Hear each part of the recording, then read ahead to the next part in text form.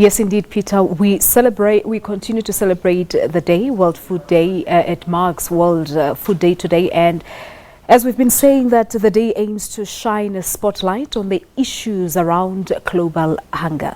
According to the World Food Programme, there is enough food to feed the world's 7 billion people, yet 1 in 9 people still go to bed hungry every night. Earlier, we spoke to the World Food Programme's Regional Communications Officer, Gerald Bourke, on the importance of today.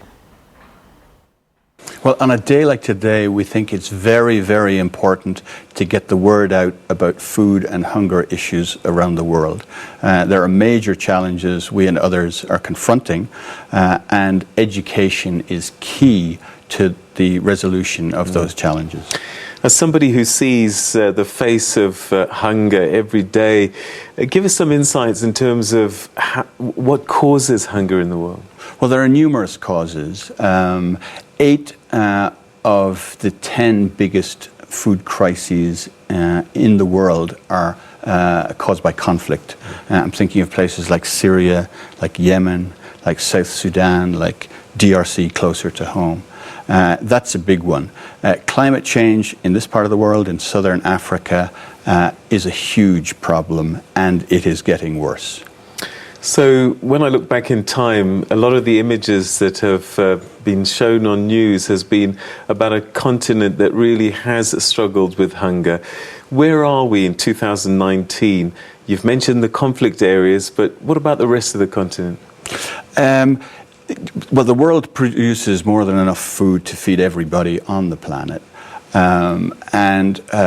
You know, we have to work very hard at solidifying the gains. But as I say, conflict is a major problem. Climate change is a major problem and a worsening problem. Food waste is another huge contributing factor.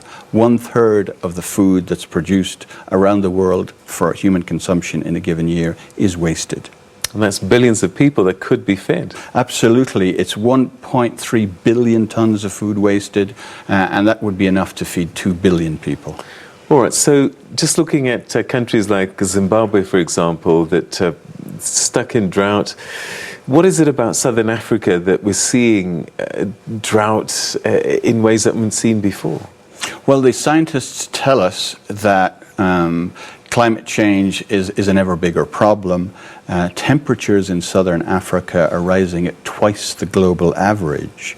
The scientists also tell us that 40% of the land in southern Africa currently under maize will be unusable for that purpose in 10 to 15 years because it will be too hot and because it will be too dry.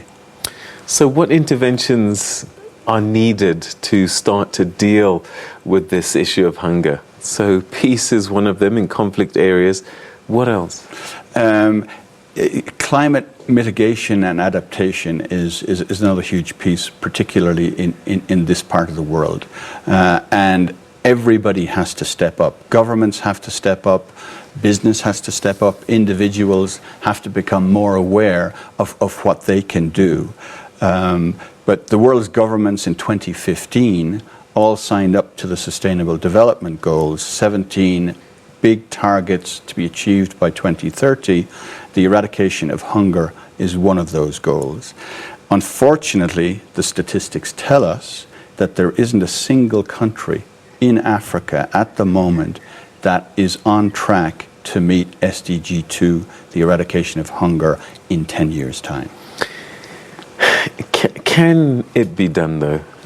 You know, we talk about often political will and bureaucracy, whatever you want to call it. Can it be done, though? Of course it can be done, but an awful lot more work needs to be done to get there. There needs to be more in the way of educating people about what individually they can do. Nutrition is a big part of it. Our diets, in a lot of cases, have gotten worse. We've drifted away from more nutritious foods. We need to reverse that. But essentially, governments have to take the lead. Having signed up to the Sustainable Development Goals, including zero hunger, they have a huge responsibility to step up, to look at what they need to do and lead the way. All right, so you were talking about healthy foods. Are we saying that we need to relook some of the traditional foods that we've been consuming, maize, start looking at other perhaps food types?